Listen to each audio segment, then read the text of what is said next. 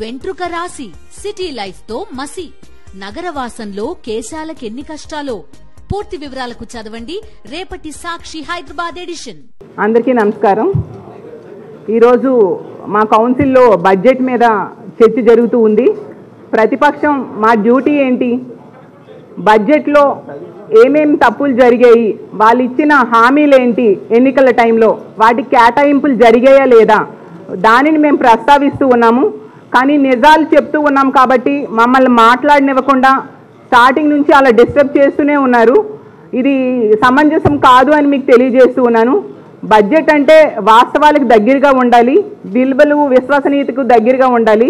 ఇలా మోసం దగాతో మీరు బడ్జెట్ ప్రవేశపెట్టి దాన్ని ప్రతిపక్షం ప్రశ్నిస్తుంది అని చెప్పి ఈరోజు మమ్మల్ని మాట్లాడనివ్వకుండా చేయడం, మా గొంతు నొక్కాలని ట్రై చేయడం సమంజసం కాదు అని అధికార పక్ష సభ్యులకు తెలియజేస్తూ ఉన్నాను. మేమేం చెప్పాము, మీరు ఇచ్చిన హామీలు సూపర్ 6 హామీలు ఇవ్వడం జరిగింది. దీనికి 74,284 కోట్లు అవసరం అవుతాయి. కానీ మీరు అంత డబ్బులు వాటికి కేటాయించలేదు. అలాగే పథకాల్లో కూడా 1-2 పథకాలకి మీరు డబ్బులు కేటాయించినా అవి అరాకొరా కేటాయించారు తప్ప మీరు ఇస్తామన్న స్థాయిలో కేటాయించలేదని మేము చెప్పడం జరిగింది. అసలు ఈ బడ్జెట్ కూడా ఇంచుమించు 7 నెలలు ఓటాన్ అకౌంట్ బడ్జెట్తో కాలం గడిపేశారు. ఎందుకంటే నిజాలన్నీ బయటకు వస్తాయి, ఇచ్చిన హామీలన్నీ అమలు చేయాల్సి వస్తుందని. ఇంకా ఫైనాన్షియల్ ఇయర్ ఎండ్ అయిపోతుంది. ఈ టైంలో ఇప్పుడు పూర్తి స్థాయి బడ్జెట్ పెట్టి అరాకొరా నిధులు కేటాయించారు. అసలు ఇన్ని రోజులు టైం తీసుకునేసరికి ఈ రాష్ట్ర ప్రజలందరూ కూడా చాలా ఆశపడ్డారు, ఈ పథకాలన్నీ కూడా అమలు చేస్తారు, అందుకోసం ఎంత వర్కౌట్ చేస్తూ ఉన్నారు, ఎంతగా దీని మీద వర్కౌట్ చేసి బడ్జెట్ ప్రవేశపెడుతున్నారు, మా తలరాతలు మార్చేస్తారని రాష్ట్ర ప్రజలు చాలా ఆశపడ్డారు. చూసేసరికి వాళ్ళ ఆశలన్నీ మంత్రి గారు బడ్జెట్ టైంలో చాలా విషయాలు చెప్పారు. చంద్రబాబు నాయుడు గారి మీద అలాగే పవన్ కళ్యాణ్ గారి మీద నమ్మకానికి నిదర్శనం ఈ ఎన్నికలు, అందువల్ల 93% సీట్లు మాకు వచ్చేసాయి అని చెప్పారు. కానీ బడ్జెట్ చూసాక మాత్రం ఆ నమ్మకం బొమ్ము చేశారు అనే విషయం అర్థండస్ ఇస్తామన్నారు. దానికోసం కావాల్సినవి 4,115 కోట్లు అవసరం. కానీ మీరు 895 కోట్లు మాత్రమే కేటాయించడం జరిగింది. ఒక సిలిండర్ ఇస్తామని చెప్పారు. మరి ఎంతమందికి ఇస్తారు, ఎప్పటి నుంచి ఇస్తారు కదా, ఎంతమందికి ఇస్తారనే విషయం చెప్పాలి కదా.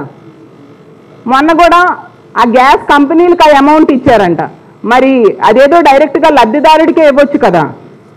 అలాగే తీసుకుంటే ఆడబిడ్డ నిధి గురించి మాట్లాడితే 37,313 కోట్లు అవసరం. అంటే ప్రతి చెప్పారు కదా చాలా మంది ఈ ఎన్నికల టైంలో ఇప్పుడు మంత్రులుగా ఎమ్మెల్యేలుగా ఉన్నవాళ్ళు, నీకు 18,000 నీకు 18,000 నీకు 18,000 అని చెప్పారు. నెలకి 1,500 రూపాయలు 18 సంవత్సరాలు దాటి 59 సంవత్సరాలు ఉన్న మహిళలకి, మధ్య ఉన్న మహిళలకి ఇస్తామని చెప్పారు. అలాంటి మహిళలు 2,07,00,000 మంది ఉన్నారు. నెలకి 1,500 చొప్పున ఇవ్వాలి, అంటే పెరానం 18,000. అలా కావాలంటే 37,313 కోట్లు కావాలి. దానికి రూపాయి కూడా కేటాయించలేదు. హోమ్ మినిస్టర్ గారు అడ్డగోలుగా చెప్తూ ఉన్నారు 3,500 కోట్లు కేటాయించామని. ఈనాడు పేపర్ చూసి చెప్పడం కాదమ్మా హోమ్ మినిస్టర్ గారు, మీరు బడ్జెట్ పేపర్లు బడ్జెట్ పుస్తకం చూసి చెప్పాలి. నిజంగా దమ్ము ఉంటే 3,500 కోట్లు కేటాయిస్తే చెప్పాల్సిందిగా, చూపించాల్సిందిగా మేము హోమ్ మినిస్టర్ గారిని కోరుతున్నాం. అలాగే తీసుకుంటే అన్నదాత ఈ పెట్టుబడి సాయం, దీనికోసమైతే కేవలం 1,000 కోట్లు కేటాయించడం జరిగింది. ఈ రాష్ట్రంలో 53.52 లక్షలు రైతులు ఉన్నారు. వీళ్ళ కోసం సంవత్సరానికి 20,000 లెక్క తీసుకుంటే 10,706 కోట్లు అవసరం. కానీ కేవలం 1,000 కోట్లు కేటాయించారు. అంటే ఎవరికి సర్దుతారు, ఎంతమందికి ఇస్తారు, అది కూడా ఎప్పటి నుంచి ఇస్తారు? పెట్టుబడి సాయం అనేది ముందు నాట్లు వేయడానికి ముందు కావాలి. కానీ ఇప్పుడు ఆల్రెడీ కోతలు అయిపోతూ ఉన్నాయి. ఇంతవరకు ఇవ్వలేదు సరి కదా. ఆ కేటాయించిన 1,000 కోట్లు ఎవరికి ఇస్తారు? అది మేము అడుగుతున్నాం. అందులో తప్పేముంది? బడ్జెట్లో మీరు ఇచ్చిందే కదా మేము అడుగుతున్నాం. అలాగే యువగలంలో మీరే చెప్పారు 20 లక్షల ఉద్యోగాలు ఇస్తాము, లేదా ఒక్కొక్కరికి 3,000 రూపాయలు నిరుద్యోగ భృతి ఇస్తామని చెప్పి మరి ఇవ్వాలి కదా. ఇప్పుడు తీసుకుంటే 5-6 నెలలు అయింది, ఒక్క ఉద్యోగం కూడా ఇవ్వలేదు. డిఎస్సి ప్రకటించారు, ఈ మంత్ 5వ తేదీన నోటిఫికేషన్ ఇస్తామని చెప్పారు. ఏదా నోటిఫికేషను? 5వ తేదీ దాటిపోయింది కదా. మరి ఉద్యోగం ఇవ్వలేకపోయినందుకు వాళ్ళకి 3,000 రూపాయలు నిరుద్యోగ భృతి 20 లక్షల మందికి ఇవ్వాలి కదా. అసలు ఈ రాష్ట్రంలో టీచర్స్ అయితే అనుకుంటున్నారు అసలు వీళ్ళు జీతాలు సరిగ్గా ఇవ్వక ఏంటి మా పరిస్థితి అని. ఎందుకంటేనంటే ఈ ప్రభుత్వం అధికారంలోకి వచ్చిన మొదటి నెల 1వ తేదీ ఇచ్చారు జీతాలు టీచర్స్కి, 2వ నెల 2వ తేదీ ఇచ్చారు, ఈ ప్రభుత్వం వచ్చాక 3వ నెల 3వ తేదీ ఇచ్చారు, 4వ నెల 4వ తేదీ ఇచ్చారు, 5వ నెల ఏమో 5వ తేదీ ఇచ్చారు. ఇలా తీసుకుంటూ నెలలు గడిచిపోతూ ఉంటే 2.5 సంవత్సరాలు గడిచేసరికి నెలాఖరున ఇస్తారేమో అనేసి టీచర్స్ భయపడిపోయే పరిస్థితి ఈ రాష్ట్రంలో ఉంది. కాబట్టి వాళ్ళకి సకాలంలో ఉద్యోగులకి జీతాలు ఇవ్వాలి, అలాగే వాళ్ళకి ఇస్తామని కూడా హామీలన్నీ నెరవేర్చాల్సిందిగా కోరుతున్నాము. అలాగే మంత్రి గారు మాట్లాడుతూ చాలా అబద్ధాలు చెప్పడం జరిగింది. కొన్ని విషయాలు ముందు మాటలో చెప్పారు, అబద్ధాలు అసత్యాలు చెప్పారనమాట గత ప్రభుత్వం మీద. నిజంగా ఇలాంటి అబద్ధాలు చెప్పి మన రాష్ట్ర బ్రాండ్ ఇమేజ్ని తగ్గించడం సమంజసం కాదు. ఎందుకంటే మంత్రి గారు మాట్లాడుతూ చెప్పారు గత 5 ఏళ్ల పాలన అంట, చీకటి పాలన అంట, విధ్వంసం అంట, పారిశ్రామిక వ్యతిరేక పాలన అంట. ఇది శుద్ధ అబద్ధం. దీన్ని మేము తీవ్రంగా ఖండిస్తూ ఉన్నాం. మేము ఒకటే అడుగుతున్నాము, అసలు మేము చెప్తున్నాం ఏంటంటే అసలు జగన్మోహన్ రెడ్డి గారి పాలన గతంలో ఏ ముఖ్యమంత్రి ప్రారంభించిన మైలురాళ్ళు లాంటి ప్రాజెక్ట్స్ జగన్మోహన్ రెడ్డి గారు ప్రారంభించడం జరిగింది. అలాగే తీసుకుంటే అతని 5 ఏళ్ల పాలనలో 4 పోర్ట్లు కట్టారు, 10 ఫిషింగ్ హార్బర్స్, 17 మెడికల్ కాలేజీలు, అలాగే 10,000కి పైగా సచివాలయాలు, 10,000కి పైగా రైతు భరోసా కేంద్రాలు, 10,000కి పైగా హెల్త్ సెంటర్స్, ఇవన్నీ ప్రభుత్వం నిర్మాణం ప్రారంభించింది. దీన్ని చీకటి పాలన అంటారా, దీన్ని విధ్వంసం అంటారా అని మేము అడుగుతున్నాం. అలాగే 130 భారీ అతి భారీ ప్రాజెక్టులు ప్రారంభించడం ద్వారా 80,000 కోట్ల పెట్టుబడులు వాస్తవ రూపంలోకి తీసుకురావడమే కాకుండా 1,02,000 మందికి ఉద్యోగ అవకాశాలు జగన్మోహన్ రెడ్డి గారి ప్రభుత్వంలో కల్పించడం జరిగింది. దీన్ని విధ్వంసం అంటారా నేను అడుగుతూ ఉన్నాను మంత్రి గారికి. అలాగే తీసుకుంటే ఎంఎస్ఎంఈల ద్వారా 2,100 కోట్లు ఇంటెన్సివ్స్ ఇవ్వడమే కాకుండా 3.94 లక్షల ఎంఎస్ఎంఈలు గ్రౌండ్ చేయడమే కాకుండా 23,65,000 మందికి ఉద్యోగ అవకాశాలు ఇవ్వడం జరిగింది జగన్మోహన్ రెడ్డి గారి పాలనలో. దీన్ని విధ్వంసం అంటారా నేను అడుగుతూ ఉన్నాను.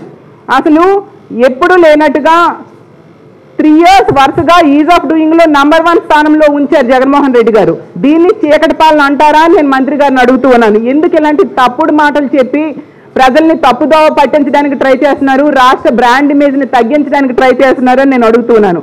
అసలు జగనన్న ముఖ్యమంత్రి అయ్యాక గ్రామ వార్డు సచివాలయాల ద్వారా 1,34,000 శాశ్వత ఉద్యోగాలు ఇవ్వడమే కాకుండా ఆర్టీసీలో 58,000 మందికి ప్రభుత్వ పరం చేయడం ద్వారా ప్రభుత్వ ఉద్యోగులుగా వాళ్ళు మార్చడం జరిగింది. అలాగే వాలంటీర్స్ ద్వారా 2,60,000 మందికి ఉపాధి కల్పించడం జరిగింది. అలాగే ప్రభుత్వ రంగంలో వివిధ కేటగిరీల్లో 6,31,000 మందికి ఉద్యోగ అవకాశాలు ఇవ్వడమే కాకుండా ప్రైవేటు, గవర్నమెంట్, అలాగే కాంట్రాక్టు, అవుట్సోర్సింగ్ ఇవన్నీ కలిపితే జగన్మోహన్ రెడ్డి గారి పాలనలో 30,99,000 మందికి ఉద్యోగ అవకాశాలు ఇచ్చారు. దీన్ని చీకటి పాలన అంటారా, విధ్వంసకరమైన పాలన అంటారా అని నేను అడుగుతూ ఉన్నాను. అలాగే 4 పోర్ట్స్ కట్టించారు జగనన్న. వీళ్ళని ఒకటే ప్రశ్నిస్తూ ఉన్నాను, జగనన్న ముఖ్యమంత్రి కాకముందు ఈ మూలపేట కానీ, మచిలీపట్నం కానీ, రామాయపట్నం పోర్టు నిర్మాణ పనుల్లో కనీసం ఒక పెట్టగోడైనా వీళ్ళు కట్టినట్టుగా నిరూపించగలరా? అవన్నీ జగనన్నే కదా. 16,000 కోట్లతో నిర్మాణం చేపట్టారు కదా, మనం ఒప్పుకోవాలి కదా. దాని చీకటి పాలన అంటారా, అది కట్టడం విధ్వంసకర పాలన అంటారా నేను అడుగుతూ ఉన్నాను. మరి భోగాపురం ఎయిర్పోర్ట్ నిర్మాణం సంగతి మర్చిపోయారా? జగనన్న అన్ని పర్మిషన్స్ తీసుకొని దానికి శంకుస్థాపన చేసి శరవేగంతో నిర్మాణం చేయడం జరిగింది. అసలు చంద్రబాబు నాయుడు గారి సమీక్షలోనే 30% వర్క్ అయిపోయిందని చెప్పడం జరిగింది అధికారులు.